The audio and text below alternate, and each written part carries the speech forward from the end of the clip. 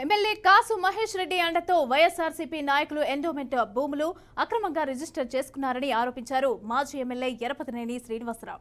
ఇక గతంలో ప్రభుత్వ భూములు ఆక్రమించుకొని రిజిస్టర్ చేయించుకొని బ్యాంకులో పెట్టి లోన్ తెచ్చుకున్నారని అన్నారు. 2014లో అసైన్డ్ భూమి టీడీపీ ప్రభుత్వ హయాంలో పట్టాలు ఇస్తే ఆనాటి తేదీ వేసి 9 ఎకరాల భూమి ఆక్రమించుకున్నారు. ఇక నియోజకవర్గంలో దాదాపు 3000 ఎకరాలకు పైగా భూమి ఆక్రమణకు గురైందని ఎరపతినేని శ్రీనివాసరావు అన్నారు. ఈ వ్యక్తి ఒక హాస్పిటల్లో సూపర్వైజర్ గా పనిచేసే వ్యక్తికి ఇన్ని కోట్ల రూపాయల ఆస్తులు ఎక్కడి నుంచి ఎవరి బినామీ అన్న ఈ ఊడుకురి శివగోవిందరెడ్డి చెప్పాల్సిన అవసరం ఈరోజు ఎవరైతే ఈ దందాలు చేస్తా ఉన్నారో ఈ మాఫియా ముఠా ఉందో ఈ వాసమహేష్ రెడ్డి ఆధ్వర్యంలో విలువ చెప్పాలి.